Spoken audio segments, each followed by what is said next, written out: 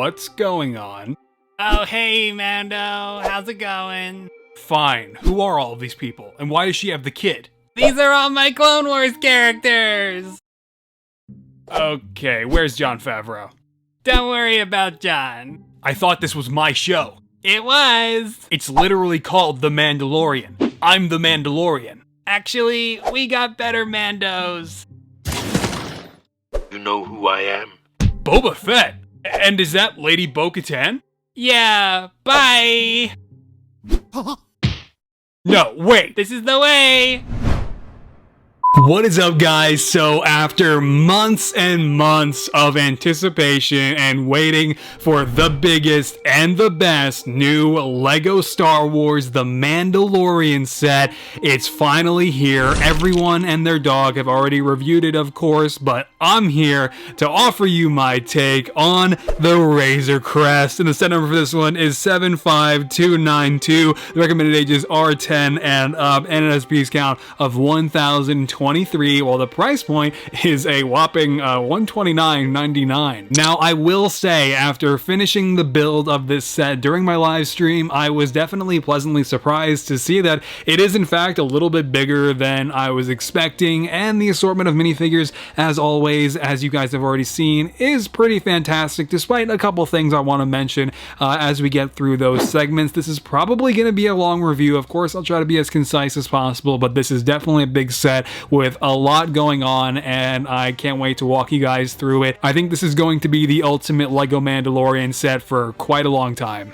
Alright, so unfortunately our Mando is the exact same one that debuted in 2019, so you have the same torso printing, same leg printing. Those elements look amazing. Of course, you have a basic blaster pistol with a dark brown lightsaber hilt with the hook here, a little clip there on the end to replicate his blaster, which is really great, and the dark gray cape is returning once again with that back printing still present here, which additionally looks really great underneath that cape. If it would actually go all the way around, you can see that there, and so that is all really great to see again. It's just two things. One, I wish they did the Beskar Mando instead. We are paying $130 for this set, and we can't even get a new version of The Mandalorian, which is hugely disappointing. Maybe that material wasn't available to LEGO at the time, but it is definitely a bummer. And then I have to be honest, I never reviewed the ATST, never got to share my thoughts on the LEGO Mandalorian. This helmet is just god-awful and looks like a trash can. So I will definitely be replacing this dark gunmetal gray helmet with a printed Aerialite helmet, which I think looks 10 times better. LEGO's just really doesn't do it for me. I wish theirs looked half as good. Our second minifig, Baby Yoda. I had to open the shot like this. I just thought it looked really funny. So if you can't tell how big a 1x2 LEGO plate is, of course, here he is next to the Mandalorian to give you a sense of scale for just how small this micro figure is. It does use the standard micro figure body in dark tan with sand green hands, and you've got the Baby Yoda print on the front of the torso. But of course, the big deal here is the new hard rubber head for the child, and I was surprised to find that this piece is hard rubber, so it's actually a little bit more flexible than I was expecting, and for some reason I thought this was actually going to be an ABS piece. I didn't realize that it was going to be rubber in the original pictures that we saw of it when this was first revealed at whatever event that was. So I really do like LEGO's take on Baby Yoda. I know not everyone is a fan, but I think that this is probably the most natural look we could have gotten to fit LEGO's style. Mine is not going to look anything like this. It's just really cool though to have the official LEGO Baby Yoda. When Baby Yoda was all the jam back at the end of last year, we were all waiting to see what Funkos was going to look like, what the plushies were going to look like, and then what Legos was going to look like. So actually seeing it at first was really cool, and now having it in person, it's just really nice to have the official LEGO Baby Yoda here, and he fits in really well, of course, with the Mandalorian onto minifigure your hands, as the underside is compatible with Lego studs, obviously. So, of course, you got the big black eyes printed on there with the little white dots for the pupils. So, not a whole lot to talk about. I think Lego did a great job. Could the head have been a little bit smaller? Maybe, but I personally don't mind. I think Lego did an awesome job here, and it's just so cool to have Baby Yoda in Lego. Our third minifigure is Greef Karga. Carl Weathers here in Lego. It's just, no leg printing. You have this fantastic design on the torso, and then it just cuts off, and it's like, oh, but that's okay, I guess. What kind of makes it not okay, actually, is, I gotta be honest, that's not Carl Weathers' likeness. I feel like Lego could have done a much better job with this face design. I don't know who this is. It kind of looks like maybe the guy from Lethal Weapon, but this is not Greef Karga. And if we flip the head around, actually, you can see the smile kind of gets us a little bit closer to his likeness, but it just doesn't really look quite right, if you ask me. I appreciate the attempt, but I think Lego could have done a better job with the face, and I do think this figure needed some leg printing.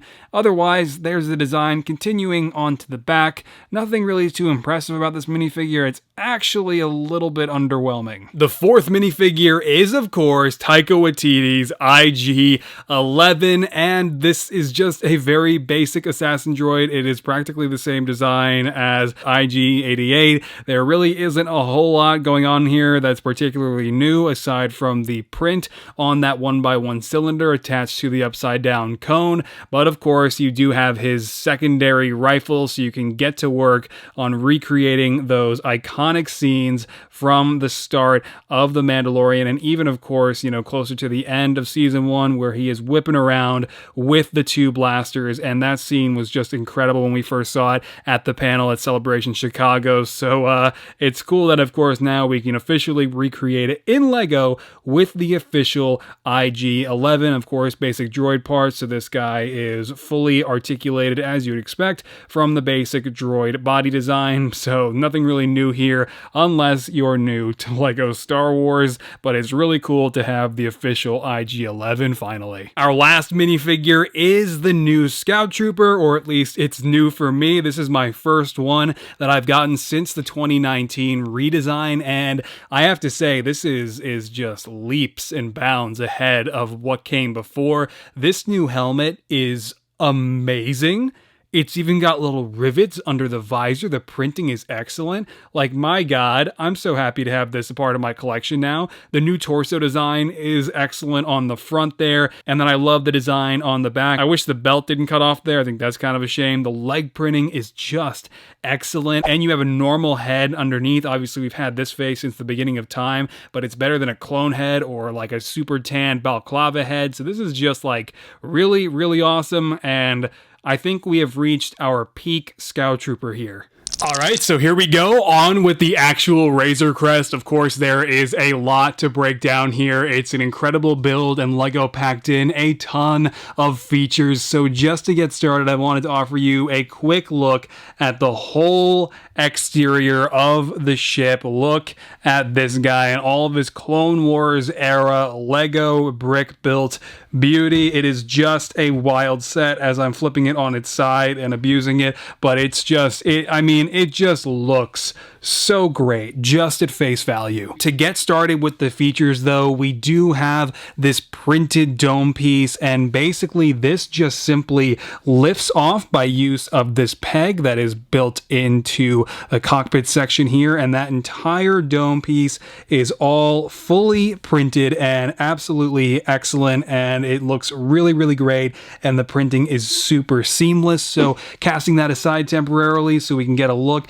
at the inside of the cockpit, you can see here it looks really great in there. The seats are kind of a bright red. I almost wish those were like brown or dark red. I get they might be red in the show, but it definitely looks a little bit odd, that's for sure. So you can see two minifigures inside, and we've got a basic 1x2 cheese slope there for the printed control pad, which looks really nice as well. Now that we've got our Mando and Greef Karga seated inside, we can go ahead and take Baby Yoda and, just for fun, stick him right in the Mando's face, and he actually fits in really well in between the minifigure's torso and the control pad. It's cool, man, because I don't think if you didn't have a good means of putting Baby Yoda in the cockpit, I feel like people might have been mad. Then the cockpit actually clips back in place by use of these two clips and a couple of hinges in the back corners there, so that works out really well and it fits on nice and snug. But we do have to remove it really quick one more time though, and actually get Greef Karga out of there so we can slide forward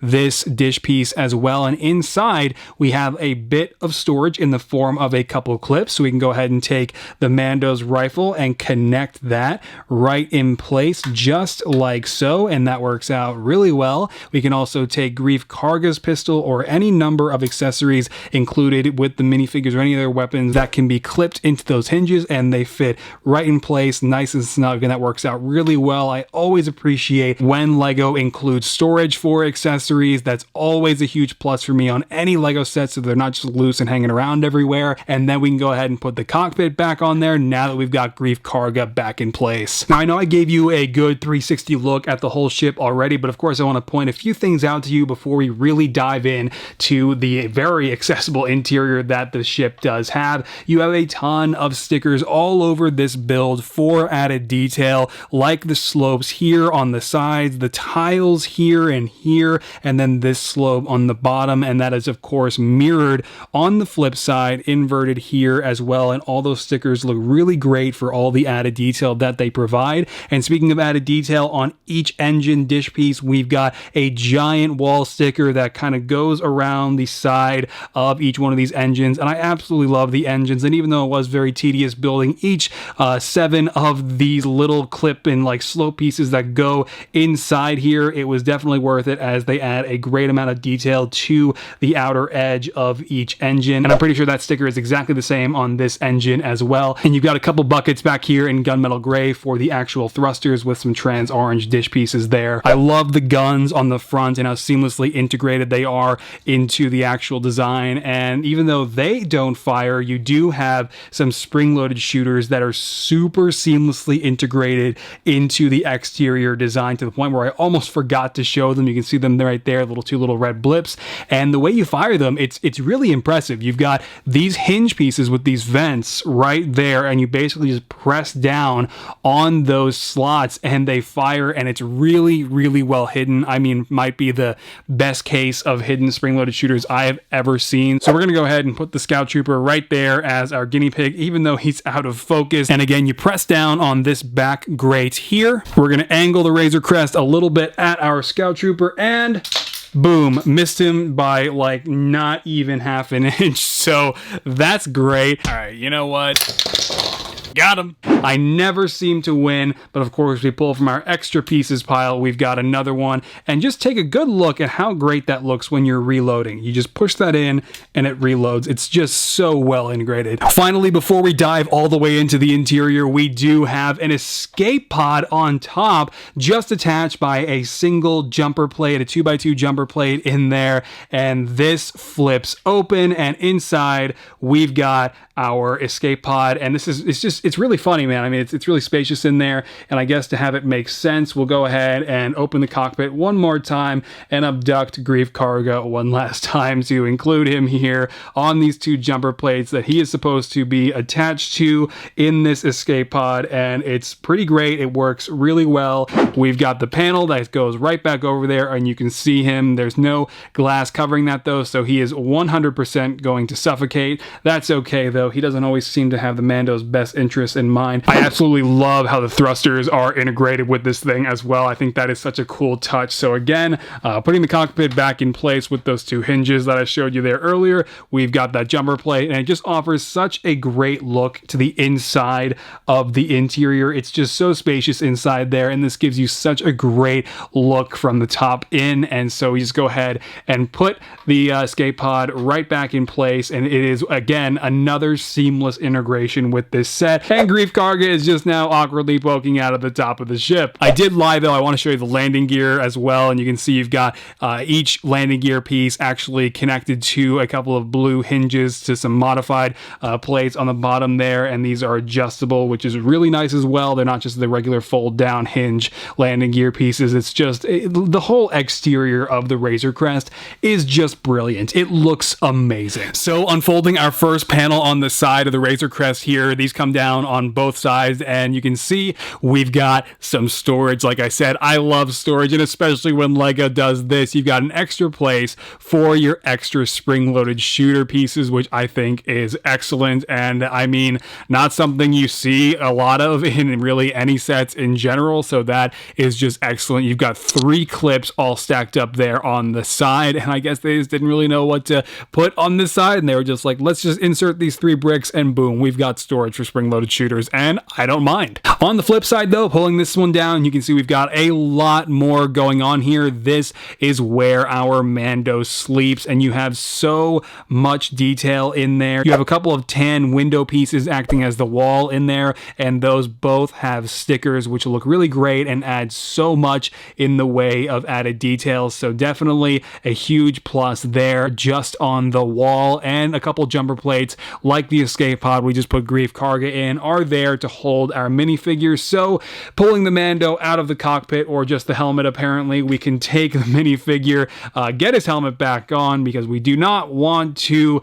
violate the code, and you can get him on those jumper plates. You might have to fiddle with the cape just a little bit. If you kind of push the cape against the studs, it is possible to get him on there nice and snug, and it works out really well. So you can kind of see that there, and I'm gonna go ahead and pull him off actually because I don't want to ruin that cape. It's just not a great idea to leave him on there if you want to maintain the quality of your minifigure. Closing that up though, we're gonna bust open the rest of this thing. Both side panels come down on the Razor Crest on either side, and these can also fold down a little bit as well. And then this is the boarding ramp that comes down additionally, and you've got the whole interior completely wide open. Are these Technic beams a little bit ugly? Yes, but that's totally okay if you ask me. You've got so much space within the Razor Crest. It is absolutely wild. The possibilities for playability, I mean, you can fit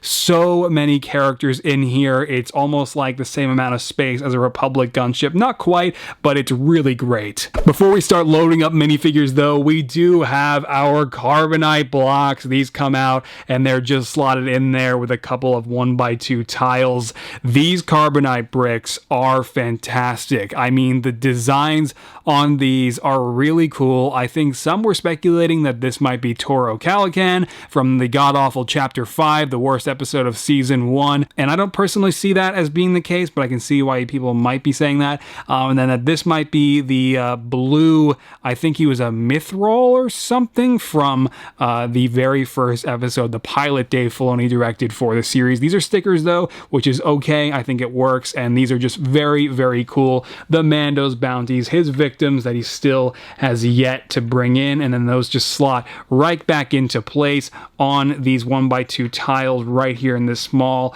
little storage area. Now, I didn't show you when I was covering these panels, but these trapdoor hatches also come down as well. So I mean it when I say you have full access to the interior. I mean, it is completely insane. It is really accommodating, and now getting a full look at what's available for the interior here. I think I lost one of my carbonite blocks, so we're just going to slot him back into place right over here, and we're going to take our Mandalorian, and I guess we'll try to insert him right in the middle there, and you can see just how spacious that is. Our Scout Trooper is going to be our little supporting stowaway. I guess we'll have him somewhere back in here. Obviously, it's a little bit hard to access, but the space is obviously all in there, and so our Mando is going to have his Scout Trooper buddy hanging out. Then we We can also take IG-11, who I think if he ducks a bit can probably fit inside too. So here we go. He doesn't look particularly comfortable, but he's in there.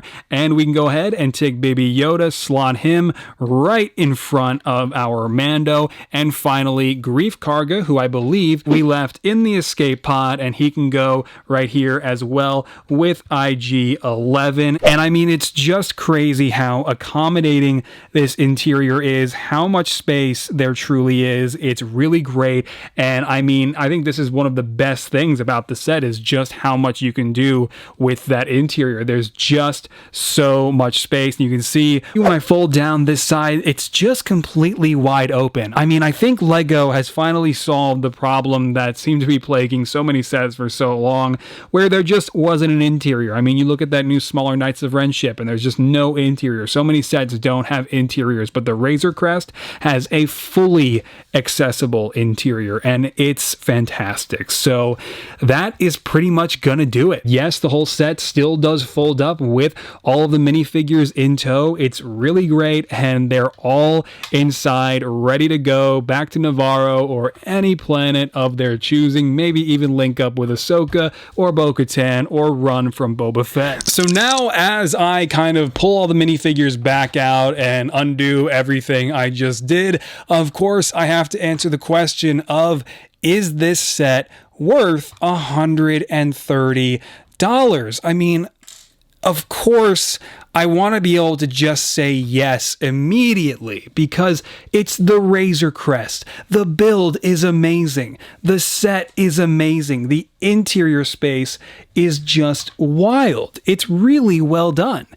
It's just, even with all of this considered, of course I think you should get it. And I feel like if there was another minifigure included to justify the $130, maybe if we could get Paz Vizsla, or maybe if they could have thrown Cara Dune in here as well, maybe a second Scout Trooper to recreate that scene where there were two of them, or, you know, just any number of minifigures. There are so many options for who they could have gone with to also include in this set, and maybe even make exclusive to this set. However, you just get the main band of IG-11 and Greef Karga making their debut, which is really cool, don't get me wrong, along with, of course, Baby Yoda himself. I mean, that's a huge draw to the set, as Lego planned.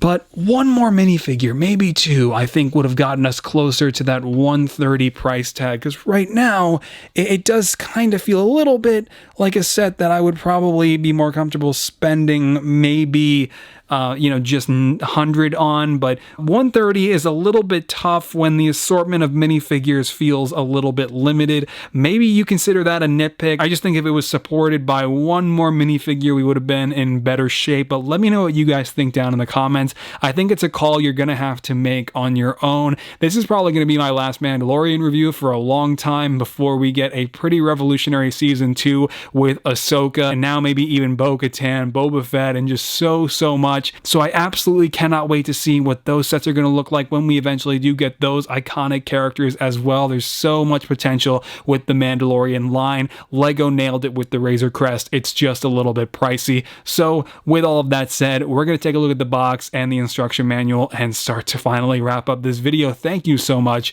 for sticking around for the whole thing, by the way, and up until this point. I really appreciate that. All right, so the box barely fits into frame, and I have to stretch like Reed Richards to do this, but as you can see, it is definitely a great box with a chrome Mando up in the corner for the graphic there that you can't really see, and here you can see him now, and I wish it was that chrome, but unfortunately the real Lego Mando's helmet looks like a garbage can, and you can see we've got him sporting the actual size reference though, and I will admit the box art is kind of underwhelming, not gonna lie. And then if we go ahead and flip it around, we've got the features that I just showed you already, including, as you can expect, the whole interior and everything else, and the whole set and the ship landed on Navarro, so that's really great. I wish I had access to that style guide so I can actually use that background for edits and stuff, but that's never going to happen. Also, if you look in the left corner there, it says, play it in the Lego Star Wars: The Skywalker Saga, find the secret I don't care. The instruction manual is unnecessarily thick, much like me, and as you can see, if we go ahead and flip to the back, we've got a whopping grand total of, I have no idea, but apparently 241 pages. Now I do, and I've been enlightened. We have an advertisement for LEGO Star Wars The Skywalker Saga, so take in your original trilogy nostalgia bait with a hint of the prequels there with a Venator-class Star Destroyer, the best Star Destroyers in Star Wars, and we've got an advertisement for all of the minifigures included with the summer, or actually fall 2020 line. Boy, we are heading for the end of the year. That's kind of surreal, but the 501st Battle Pack is a real thing that exists, and I just like to remind you that that is actually a thing, and it's kind of shocking. And there's the Ahsoka with the headband that's going to float away. And then over here, we've got an advertisement for the previous wave of LEGO Star Wars sets that wasn't as good, that came out earlier in the year, and God, that looks even worse when they're just all on a page like that. Mandalorian Battle Pack was excellent though. And then this ad over here on the right features all of the fall sets, but not just the minifigures, but with the actual sets themselves included. And I'm probably going to have to get that AT-AT at some point. And then there's the Grievous Starfighter set up there on the top that is just absolutely insulting to the human eye. That's about it though. And now we can finally wrap up this review on the freaking what's it called? The that figure's not included. The Razor Crest. I was genuinely blanking there. I need to go to bed. All right, everybody, and there you go. That's gonna do it for my review on the Razor Crest. It has been a ton of fun, and I definitely think it's gonna have to be a call that you make for yourself as to whether or not you want to pick this one up. But if I was able to help you at all in deciding as to whether or not you plan on getting the set, definitely let me know.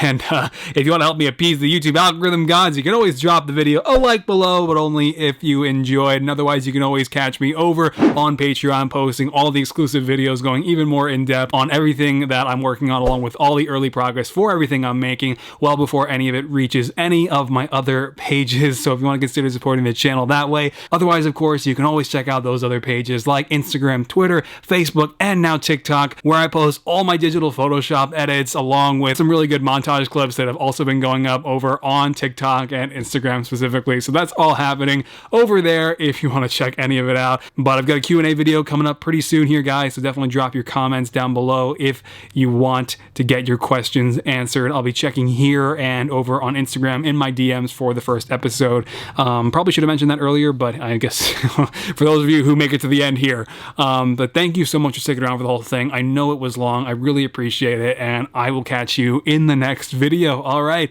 take care, everybody. Bye-bye.